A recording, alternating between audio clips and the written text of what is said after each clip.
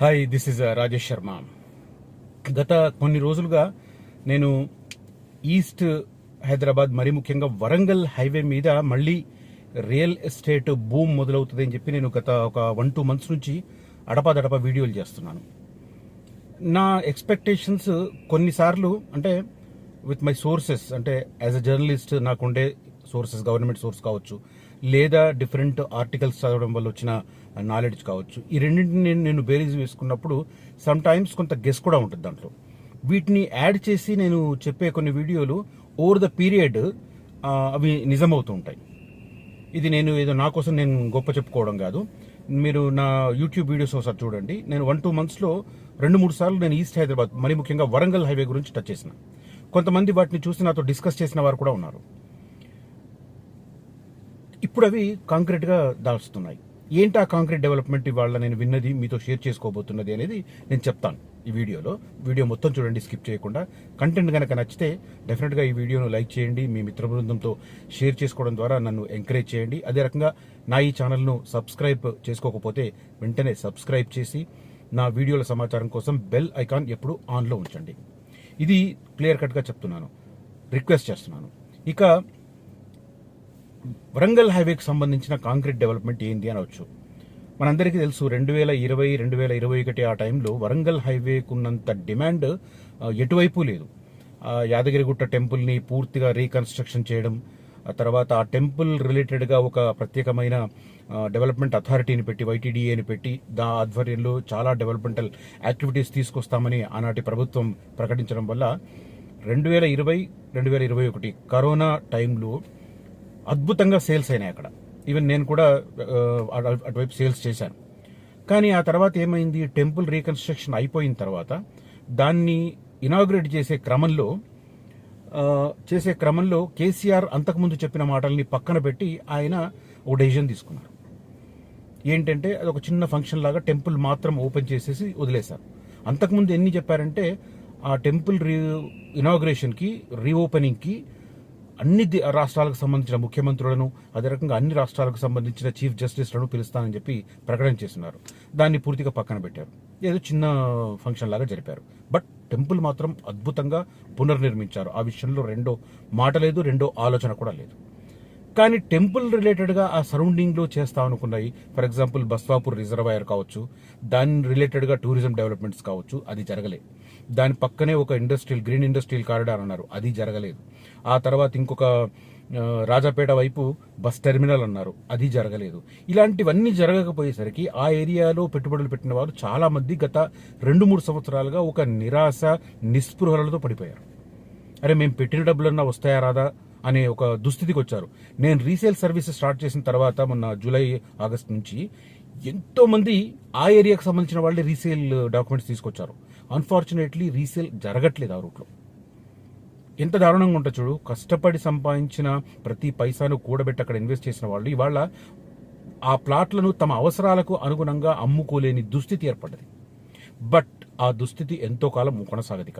ఎందుకంటే ఇప్పుడు జరుగుతున్న పరిణామాలు, మరి ముఖ్యంగా ఇప్పుడు నేను ఈ వీడియోలో చెప్పబోతున్న పరిణామం అయితే డెఫినెట్గా యాదగిరిగుట్ట వైపు మంచి భూమి రావడానికి అవకాశం ఉంది.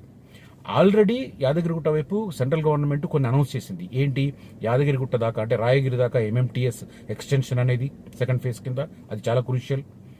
తర్వాత వరంగల్ దాకా గ్రీన్ ఇండస్ట్రియల్ కారిడార్స్ అనౌన్స్ చేశారు. ఇందులో భాగంగా ఒకటి రాయగిరి దాటిన తర్వాత వంగపల్లి, పెద్ద కందుకూరు ఏరియాలో వస్తుంది. ఆ తర్వాత జనగామ దగ్గర ఒకటి వస్తుంది. జనగామ దాటిన తర్వాత ఇంకొకటి వస్తుంది. అదే రకంగా కాజీపేట దగ్గర ఒకటి వస్తుంది. 4 క్లస్టర్స్ వస్తాయి, గ్రీన్ ఇండస్ట్రియల్ క్లస్టర్స్. దాంట్లో భాగంగా ఫస్ట్ వచ్చేది యాదగిరిగుట్ట దగ్గర, అదొక ఇంపార్టెంట్. దాని తర్వాత రీజనల్ రింగ్ రోడ్డు కూడా రాయగిరికి, భువనగిరికి మధ్య వస్తుంది. ఇంటర్ ఎక్స్చేంజ్ వస్తుంది వరంగల్ హైవే పైన, అది కూడా ఒక డెవలప్మెంట్. ఆ తర్వాత రీజనల్ రింగ్ రైల్ కూడా వంగపల్లికి, పెద్ద కందుకూరుకు మధ్య రీజనల్ రింగ్ రైల్ వస్తుంది. అది ఖచ్చితంగా గేమ్ చేంజర్ అవుతుంది. రీజనల్ రింగ్ రైల్ అంటే వరంగల్ రూట్లో వెళ్ళేది మనకి యాదగిరిగుట్ట దగ్గర రాయగిరి ఉంటుంది. రాయగిరి తర్వాత ఆలేరు రూట్గా వెళ్తుంది. అక్కడ దానికంటే ముందే పెద్ద కందుకూరు, వంకపల్లి మధ్య పైనుంచి ఈ రీజనల్ రింగ్ రైల్ వెళ్తుంది. ఇప్పుడున్న ఎగ్జిస్టింగ్ రైల్వే ట్రాక్ పైనుంచి ఇంకొక రైల్వే ట్రాక్ ఉన్నాం. ఇవన్నీ కారణాల వల్ల అటువైపు మళ్ళీ రియల్ ఎస్టేట్ ఖచ్చితంగా బూమ్ అందుకుంటుంది, ప్రైసెస్ పెరుగుతాయి. కాబట్టి ఇప్పుడు ఎవరైతే నిరాశ నిస్పృహల్లో ఉన్నారో వాళ్ళు దయచేసి దాన్ని పట్టించుకోవద్దు. ఒక 2 సంవత్సరాలు వెయిట్ చేస్తే డెఫినెట్గా మంచి రోజులు వస్తాయి. ఇక coming back to this video subject, మనకు తెలుసు ముఖ్యమంత్రి రేవంత్ రెడ్డి గారు, అదే రకంగా ఐటీ మంత్రి శ్రీధర్ బాబు గారు ప్రస్తుతం దావోస్లో ఉన్నారు. పెట్టుబడులను ఆకర్షించేందుకు అక్కడ జరుగుతున్న సెమినార్లలో పార్టిసిపేట్ చేస్తున్నారు. ఇందులో భాగంగా శ్రీధర్ బాబు గారు ఇన్ఫోసిస్ సిఎఫ్ఓతో ఇవాళ సమావేశం జరిగింది. దాంట్లో జరిగిన డెవలప్మెంట్ నిజంగా చాలా అద్భుతమైన డెవలప్మెంట్. మనందరికీ తెలుసు, ఇటు గట్కేసర్ దగ్గర, పోచారం దగ్గర ఇన్ఫోసిస్ క్యాంపస్ ఉంది. అంటే చంద్రబాబు గారు తన 2వ దశ పరిపాలనలో, అంటే ఆంధ్రప్రదేశ్లో కాదు, ఉమ్మడి ఆంధ్రప్రదేశ్కి సంబంధించి నేను చెప్తున్నారు, 1999 నుంచి 2004 వరకు మధ్య కాలంలో వెస్ట్ హైదరాబాద్ వైపే కాకుండా ఈస్ట్ హైదరాబాద్ వైపు కూడా కొంత ఐటీ రావాలి అనే ఉద్దేశంతో పోచారంలో ఇన్ఫోసిస్ క్యాంపస్ పెట్టించారు. బట్ పెట్టించారు కానీ ఆ రోజు నుంచి ఇప్పటి వరకు కూడా అది పెరగడం లేదు. అంటే ఎక్స్పాన్షన్ జరగలేదు ఐటీ పరిశ్రమ అక్కడ. ఇన్ఫోసిస్ అయితే వచ్చింది, ఇన్ఫోసిస్ రిలేటెడ్గా టౌన్షిప్స్ అవి కొంత డెవలప్ అయ్యాయి, కానీ అనుకున్న స్థాయిలో గత 20 సంవత్సరాలుగా జరగలేదు. ఇప్పుడు ఒక లేటెస్ట్ డెవలప్మెంట్ ఏంటంటే, ఇవాళ శ్రీధర్ బాబుతో ఇన్ఫోసిస్ సిఎఫ్ఓతో జరిగిన మీటింగ్లో కీలకమైన డెసిషన్ తీసుకున్నారంటే, ఈ పోచారం దగ్గర ఉన్న ఇన్ఫోసిస్ని ఎక్స్పాండ్ చేయాలి 2 దశల్లో అని. ఇందులో భాగంగా మొదటి దశలో 750 కోట్లతో ఇన్ఫోసిస్ని విస్తరించబోతున్నారు, ఎక్స్పాండ్ చేయబోతున్నారు. ఉద్యోగాల నంబర్ డెఫినెట్గా మైండ్ బ్లోయింగ్ ఉంటుంది. ఇన్ఫోసిస్ని ఎక్స్పాండ్ చేసే భాగంలో ఫస్ట్ ఫేజ్ కింద 750 కోట్ల రూపాయలను పెట్టుబడి పెడతామని ఇవాళ శ్రీధర్ బాబు గారి సమక్షంలో ఇన్ఫోసిస్ సిఎఫ్ఓ ప్రకటించారు. దాని ప్రకారం వచ్చే ఉద్యోగాల సంఖ్య ఎంతో తెలుసా? 17,000 ఉద్యోగాలు, 17,000 ఎంప్లాయ్మెంట్. సో అది ఖచ్చితంగా ఒక గేమ్ చేంజర్ అంటూ ఈస్ట్ వరంగల్కి సంబంధించిన ఈస్ట్ హైదరాబాద్ రూటు, వరంగల్ రూట్కి సంబంధించి. సో ఇన్ఫోసిస్ని ఫస్ట్ ఫేజ్లో 750 కోట్లతో ఎక్స్పాండ్ చేయడం, 17,000 ఉద్యోగాలు ఇవ్వడం, మళ్ళీ సెకండ్ ఫేజ్లో మళ్ళీ 1,000 crores ఇన్వెస్ట్ చేసి దాన్ని మరింత విస్తరించడం. అప్పుడు ఎన్ని ఉద్యోగాలు వస్తాయని ఇంత ప్రకటించలేదు. సో ఇటువైపు ఈస్ట్ హైదరాబాద్, మరి ముఖ్యంగా వరంగల్ హైవే వైపు ఇది ఒక గేమ్ చేంజర్, డెఫినెట్గా ఒక టర్నింగ్ పాయింట్ కాబోతుంది. ఎంతో కాలం కాదు, మళ్ళీ అతి త్వరలోనే దానికి సంబంధించిన కార్యకలాపాలు ప్రారంభిస్తామని కూడా ఇవాళ డిస్కషన్ అయింది ఆ భేటీలో, శ్రీధర్ బాబుతో ఇన్ఫోసిస్ సిఎఫ్ఓతో జరిగిన భేటీలో. సో ఈ రకంగా వరంగల్ వైపు ఖచ్చితంగా భూమి ఉంటుంది. ఇందాక నేను కొన్ని కార్యక్రమాలు చెప్పాను, తర్వాత టెంపుల్ రిలేటెడ్ రద్దీ, అదే రకంగా అక్కడే ఒక గోల్డెన్ టెంపుల్ కూడా అయింది, బోరగిరి కంటే కొద్దిగా ఇవతల రైట్ సైడ్. మళ్ళా మానేపల్లి జ్యువెలర్స్ వాళ్ళు కట్టింది, అది కూడా విపరీతమైన భక్తులను ఆకర్షిస్తుంది. అదే రకంగా ఎయిమ్స్ నిజానికి ఎయిమ్స్ రావడం గుడ్. తెలంగాణకు సెంట్రల్ గవర్నమెంట్ ఇచ్చింది, స్టేట్ గవర్నమెంట్ తీసుకుంది, బాగానే ఉంది. అంతకుముందు అక్కడ నిమ్స్ క్యాంపస్ అనుకున్నారు, ఆ క్యాంపస్ని ఎయిమ్స్కి మార్చారు. ఇదంతా బాగానే ఉంది. కానీ కొన్ని కార్యక్రమాలలో కేంద్ర రాష్ట్ర ప్రభుత్వాలకు గత 5 సంవత్సరాలుగా సఖ్యత లేకపోవడం వల్ల ఎయిమ్స్ అనుకున్న స్థాయిలో విస్తరించలేదు. మన బీబీ నగర్ ఎయిమ్స్ తర్వాత వచ్చిన మంగళగిరి ఎయిమ్స్ దీనికంటే బాగా డెవలప్ అయ్యింది. ఒకవేళ central and state governments hand in hand కనుక వర్క్ చేస్తుంటే గత 4-5 సంవత్సరాలలో ఎయిమ్స్ కూడా అదే స్థాయిలో ఉండేది.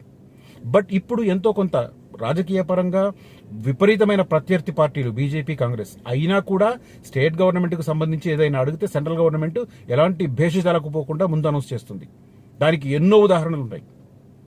మెహదీపట్నంలో స్కైవాక్ కోసం రక్షణ భూములు ఇవ్వడం కావచ్చు, ఇటు తూమ్కుంట వైపు కారిడార్కు సంబంధించి రక్షణ భూములు ఇవ్వడం కావచ్చు, అటు మేడ్చల్ వైపు ఫ్లైఓవర్లకు సంబంధించి ఇవ్వడం కావచ్చు, అదే రకంగా మెట్రో రైలుకు సంబంధించి దానికి కూడా భూములు ఇవ్వడం కావచ్చు.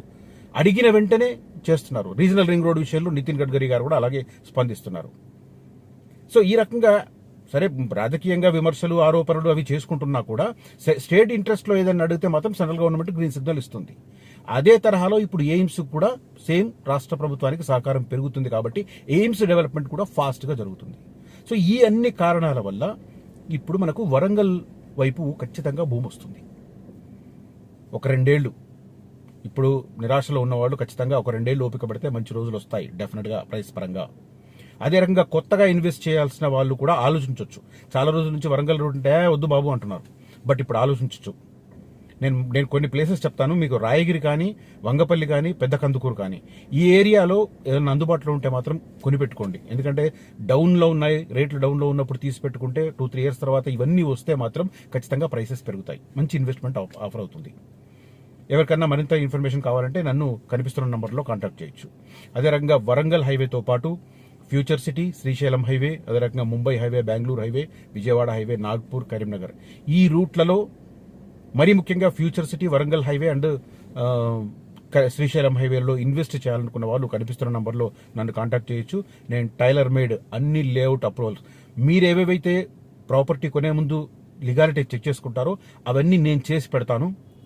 అన్ని క్లియర్ కట్గా లేఅవుట్ పర్మిషన్స్, అదే రకంగా లింక్ డాక్యుమెంట్స్ పర్ఫెక్ట్గా ఉండి ఎలాంటి సమస్య లేకుండా మీ పేరిట రిజిస్ట్రేషన్ అవడంతో పాటు భవిష్యత్తులో వాటికి రీసేల్కి సంబంధించిన సర్వీసులు కూడా నేను చేస్తాను. సో కనిపిస్తున్న నంబర్లో నన్ను కాంటాక్ట్ చేయొచ్చు. ఇక కొంతమంది ఉచిత సలహాలు అడుగుతున్నారు. దయచేసి ఉచిత సలహాలు నన్ను అడగొద్దండి. మీరు మెసేజ్ పెట్టండి, నేను దానికి రిప్లై ఇస్తా, అంతే తప్ప కాల్స్ చేసి ఇది ఎట్లా అది ఎట్లా, దయచేసి నా టైం కూడా వేస్ట్ చేయొద్దు. మీకు నాకు ఉపయోగపడే రకంగా ఏమన్నా ఉండి మాట్లాడుకుందాం. Perfect, okay. దయచేసి అర్థం చేసుకోండి. Thank you for watching this video. Signing off Rajesh Sharma.